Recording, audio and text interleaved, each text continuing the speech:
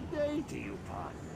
I'm keen, and I can already tell that I'll be your best friend in this forsaken camp.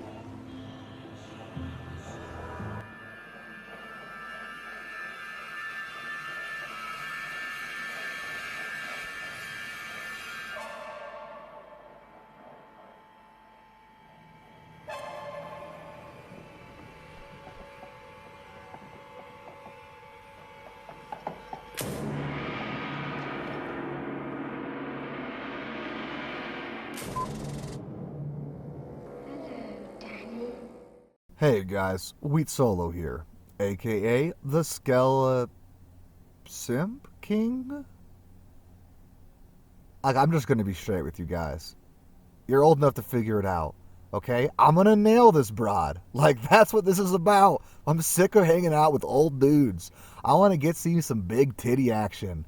I mean, seriously, she's actually pretty hot. I'm gonna be honest with you guys, when I was a young man, and there was a picture of her in the box art, and I might have done inappropriate things with that box art, which was really stupid because it wasn't even that good of a picture for back then, and it's not like I didn't have access to better things. But yeah, one time, you just get a little feeling inside of you and you just gotta take care of it.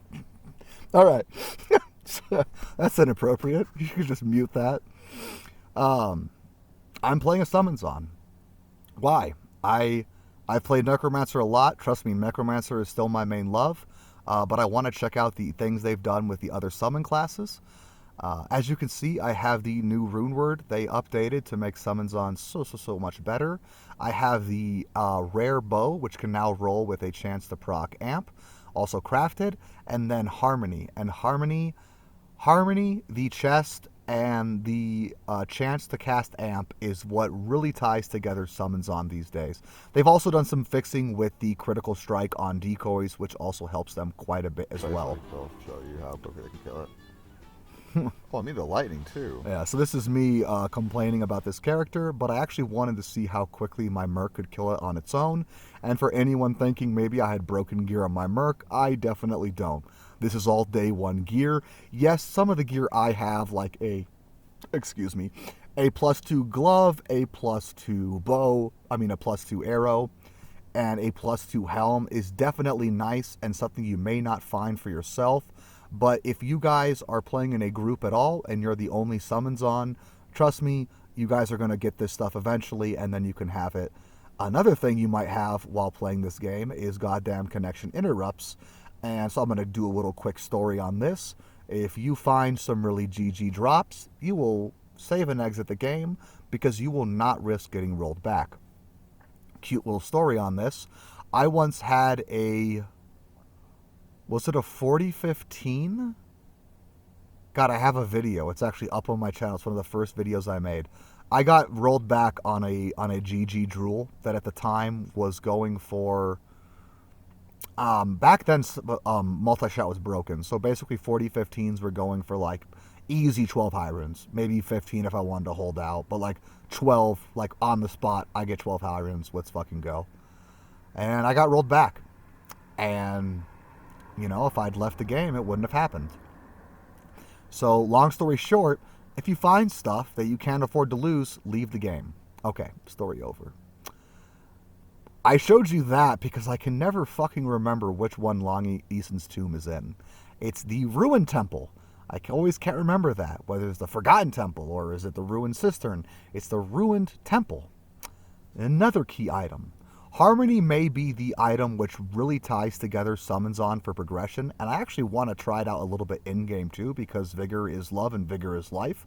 But having a access to teleport is almost as important. There's a couple of ways to go about this. You can get a teleport staff, a teleport amulet, or the blink staff from Naja's. Obviously, the blink staff would be the nicest option.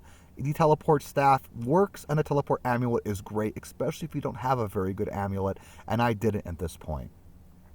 So speaking about my normal playthrough, it was brutal. This is a cute little trick. If you get the Jade figurine and then you go and do Lamisim's Tome, you can talk to Mashif and then go talk to Alcor once, and you complete all of the quest chain at once. You don't got to talk to Alcor again, like he just machine guns through the quest. Another little tip while doing Provincial with a budget summon-based build. You see how my summons are being stupid? And by the way, I'd like to say I think that Valkyries are the dumbest summon I've experienced yet in this game. They're basically as dumb as Golems, which are pretty dumb, but Golems have one advantage on them. They attack quicker, because again, I haven't stated this yet, Valkyries attack with Power Strike, which is a very slow attack. Now, it's a very good attack. As you can see, it creates a little nova. It does damage the entire area. And it's actually super, super nice, and they do solid damage. But the problem is, if they don't move fast, they attack slow, and they disengage all of the time, they can be very frustrating to use. So what you can do is walk into Durance and then walk back out, and it's actually safer. Now, yes, that was a fan of Conviction council, which is why I approached it a little slower anyways. But basically, it's safer to have your summons in the right place than to not have them in the right place. So sometimes doing something a little riskier is actually the smart decision. So as you can see, Vigor is a game changer. It's just, once I got Vigor, Nightmare was so fucking fun. And then Bail runs were so fucking fun. I was basically faster than a Sork. Now again, was I faster than a Sork who had a brain? No. But was I faster than Sorks in the groups I played with? Yes. So that was kind of nice. And it was kind of fun flexing on a group with this build. Not that there's not a lot of builds you can't flex on Nightmare Bail runs with, but still. Now, as you can see, my bow is casting Amp, and it's a very crucial part of this build. It is not necessary, though. In Hell, if you don't have a way to proc Amp, whether it's, the unique item Witchwood, I believe that's the name of it, Witch something, or the bow that can have mine has a 10% chance to cast a level 23 Amp, and it can actually roll higher than that. That's a low rolled one. It can roll up to 12% to cast level 31, and that's minus 41% physical penetration.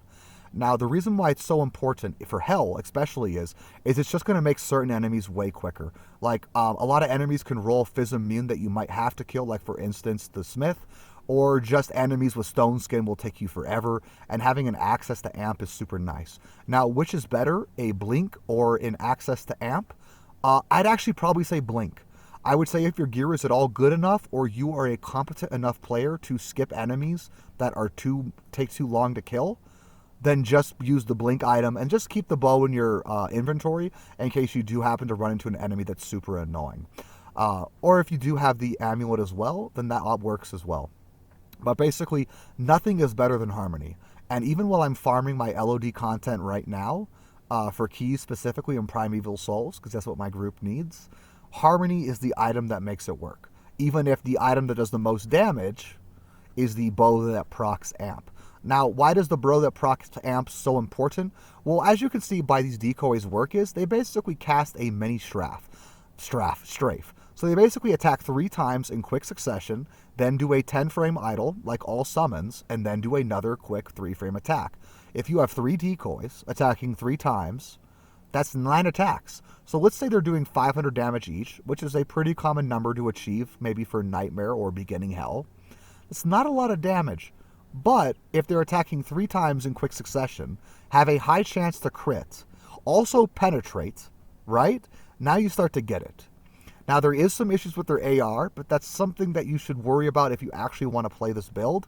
And long story short, most summons have no issues with AR. Decoys are not one of those summons. And if you want to know more, just let me know, and I can link to you some information about how their AR works.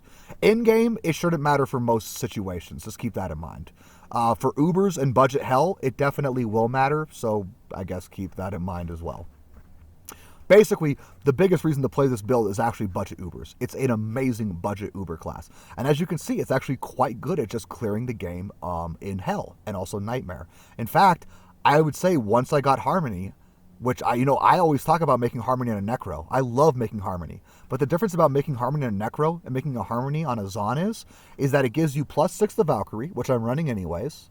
It gives me really nice stats. Like, it does legitimate damage. Like, if you find a good bow, you can just make it in a sick base. Like, it's actually an amazing item to use for most of the beginning of the game. And you run a lot quicker. Like, that's the best part.